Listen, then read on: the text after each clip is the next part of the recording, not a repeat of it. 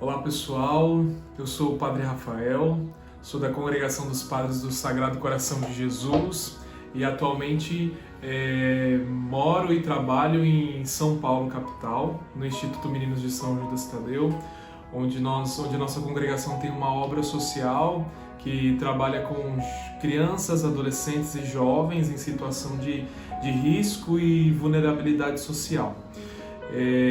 Hoje eu estou aqui para continuar com vocês a série de formação que vocês estão tendo na paróquia, e hoje nós vamos refletir um pouco sobre o tema chamados à existência.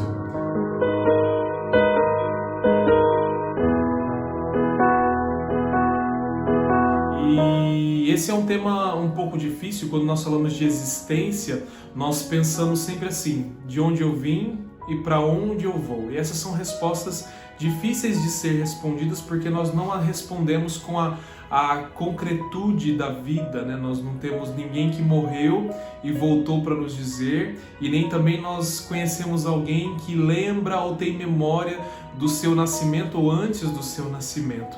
Então nós, nesse sentido, nós contamos com a revelação de Jesus Cristo, nós cristãos, para refletir muito sobre esse tema, mas eu vou usar um pouco da filosofia. Espero que o tema não fique pesado, mas que ele fique leve, que todos consigam compreender esse tema, para que nós saibamos qual é o sentido da nossa existência e, muito mais do que isso, o sentido da nossa vida inteira, que nós somos filhos de Deus em Jesus Cristo e que nascemos para a eternidade. Basicamente é isso que nós vamos trabalhar aqui, e isso é um tema complexo, mas ao mesmo tempo, quando nós entendemos, quando nós sabemos disso, nós passamos a ser mais felizes e viver mais tranquilos nessa terra e menos preocupados, tá bom? Então há várias maneiras de abordar esse tema da existência, né? Do sentido da nossa existência, de que nós somos chamados, de que Deus nos chamou do nada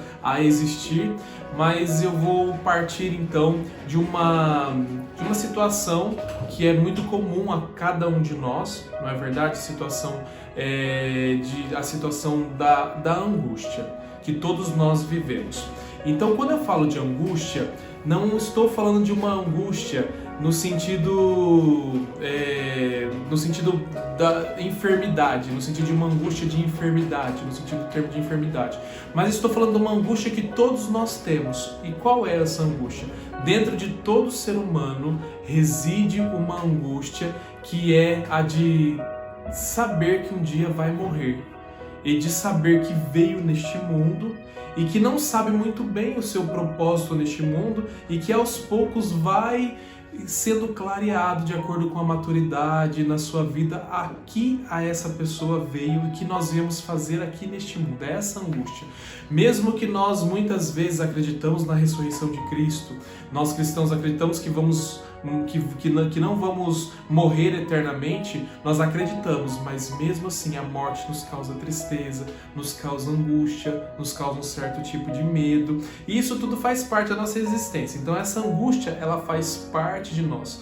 Então existe um filósofo, Kierkegaard, que diz que essa angústia faz parte do ser humano. E porque o ser humano, nós acreditamos, como filhos de Adão e Eva, como herança de Adão e Eva, nós nascemos no pecado, e o pecado é que nos causa essa angústia, porque o pecado atrapalha o nosso coração de ser livre para Deus e nos prende às coisas desse mundo. Então, o que acontece? Kierkegaard vai dizer o seguinte, que na tentativa de resolver essa angústia, que é a angústia da existência, de entender, ou seja, de onde eu vim, para onde eu vou, por que eu estou aqui neste mundo, para resolver essa angústia, o homem geralmente ele tem três opções. Então, na primeira opção, ele vai para o campo, aquilo que ele chama a opção estética. O que significa isso? É geralmente a opção do prazer. Isso significa que o ser humano, na tentativa de resolver a angústia, vai tentar preencher o seu coração para amenizar essa angústia com prazeres da vida. Isso geralmente acontece na nossa vida mais jovem, quando nós somos mais jovens, adolescentes, né? Então procuramos prazeres, bebida, procuramos álcool, muitas pessoas acabam, infelizmente, entrando em uma vida dissoluta, então ela acaba entrando no erro do caminho das drogas, enfim, outros no caminho do sexo, ou mesmo no caminho da felicidade, coisas que entorpecem a nossa alma, que nos dão prazer, muita comida, muita bebida, coisas assim que nesse sentido parece que nos preenche momentaneamente, mas depois a angústia volta de novo e o ser humano se sente fracassado. E quando ele se sente fracassado, então muitas vezes se ele consegue perceber isso, que ele fracassou na tentativa de eliminar essa angústia, então ele vai para um segundo estágio, que é o caminho ético. Infelizmente, nem todas as pessoas conseguem passar por esse estágio, né? Ficam presas, às vezes até morrem no estágio estético, né? Porque estão presas a vícios que constituíram na sua vida dissoluta, desenfreada. Outras pessoas, às vezes nem chega tanto a entrar nesse caminho, logo percebe que não resolve essa angústia e vão para o caminho que nós chamamos de caminho ético. Ou seja, é uma pessoa que na vida começa a fazer as coisas de maneira tudo correta, tudo certa, porque quer eliminar o pecado dentro de si. Então ela faz tudo corretamente, tudo certinho, para que tudo dê certo e ela tem uma sensação assim de: bom, pelo menos eu estou fazendo aquilo que é correto. Esse é o caminho ético, né, que a pessoa persegue. Só que também chega um momento que a pessoa fracassa, porque ela percebe que nós, seres humanos, somos fracos e que uma hora ou outra, pela nossa fragilidade, nós vamos errar. E quando a pessoa erra, quando ela percebe que ela não consegue ser perfeita, né? Muitos caem no perfeccionismo aqui no caminho ético, né? Quando ela consegue, então ela se frustra e fica angustiada com isso também. E aí chega mais uma vez o fracasso, a frustração, porque ela tentou fazer tudo certo, mas não aconteceu como ela queria, né? Isso geralmente acontece na vida mais jovem e adulta, quando a pessoa faz escolhas na vida e depois as escolhas não acontecem como ela queria, então ela fica com esse sentimento de fracasso, que não se completou aquilo dentro dela, ainda fica essa angústia dentro do coração dela. E nesse caminho de angústia, né, aí então quando a pessoa percebe, muitas pessoas infelizmente também ficam presas nesse caminho ético e acabam abandonando o caminho ético e voltando ao estágio do estético, né, falando assim: já que não tem mais solução, vamos fazer tudo de qualquer maneira mesmo, entende? Mas algumas pessoas, né, percebem também, pela graça de Deus, conseguem fazer o salto para o terceiro estágio que Kierkegaard fala, que é o estágio religioso. E quando a pessoa... Aqui nós estamos chegando na solução e no que eu quero entrar sobre o tema mesmo, que é chamados à existência. E aí, Kierkegaard diz que aqui acontece a solução da vida da pessoa, quando ela se dá conta disso. Se vocês estão percebendo, eu estou explicando o nosso processo de conversão. Todo mundo passa por isso, né? Todo mundo passa por adquirir algum tipo de vício na vida, se libertar dele, depois tentar ter uma vida correta, mas fracassa porque erra, aí tem que se superar naquele erro e começar de novo, né? Essa é a história de todo ser humano, né? Mas é importante quando ele chega nesse estágio, né? Cedo ou tarde, aos 10 anos de idade ou aos 50 anos de idade, mas quando ele chega no estágio religioso. O grande problema é que Kierkegaard diz que quando nós chegamos no estágio religioso, há dois caminhos. Então, o primeiro caminho, que algumas pessoas enveredam, é o caminho daquela religião daqui para fora, da fala, né? Ou do externo, uma religião externa. Então a pessoa, ela segue um grupo religioso, ela se veste como grupo, ela usa as cruzes, ela usa tudo que tem, faz todos os jejuns, ela faz tudo que diz aquele grupo religioso, né, principalmente dentro da Igreja Católica, mas aquilo não toca o coração dela. Então ela vive naquela casca religiosa, pensando que aquilo vai resolver a sua angústia e também não resolve a angústia. Esse é o grande problema. Agora, o correto é quando nós chegamos ao caminho, ao estágio religioso, onde não somente a religião toca o meu externo, mas ela toca também o meu, e principalmente o meu interno.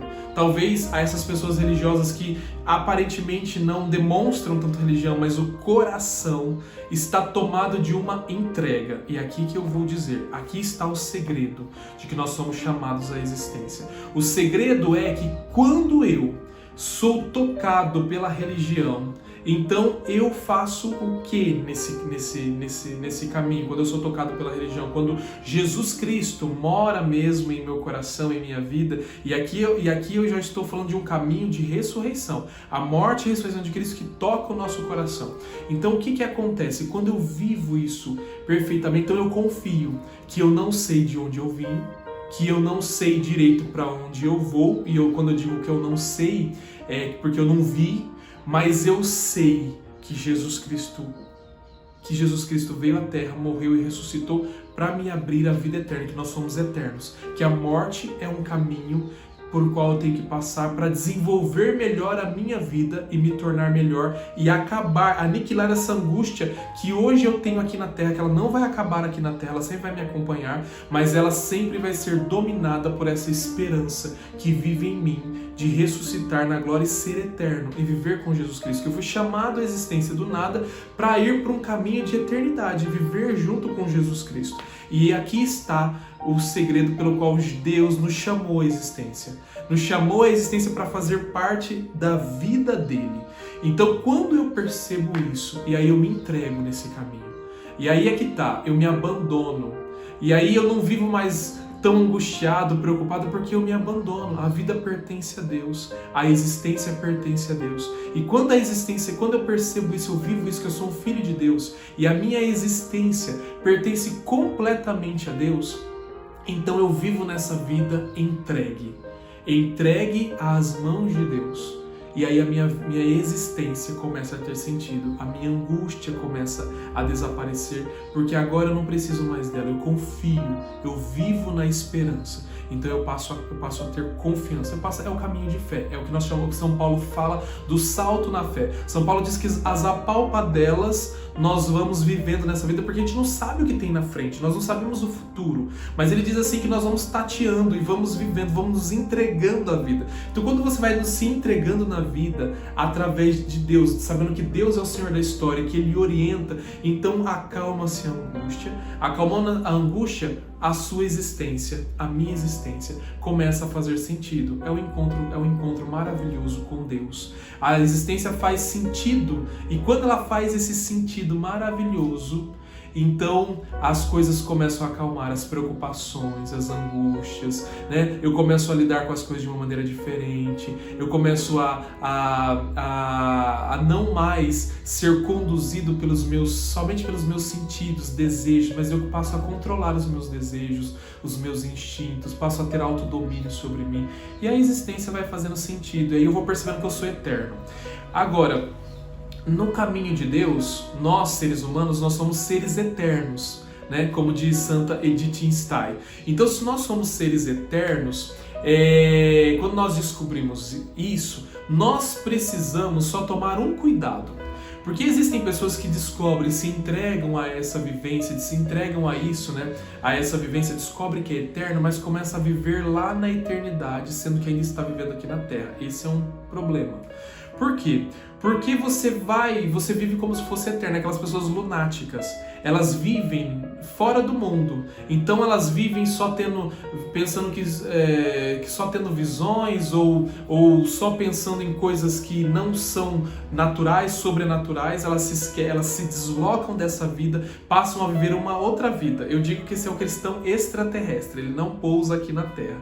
É aquela pessoa que vive em outro planeta, em outro mundo. Isso é muito perigoso. Porque nós acabamos vivendo como se nós não estivéssemos aqui na Terra. Esse é um primeiro perigo, então a gente tem que sempre pousar na Terra. O outro perigo é a gente pensar que nós vivemos aqui na Terra, mas eu não penso na eternidade.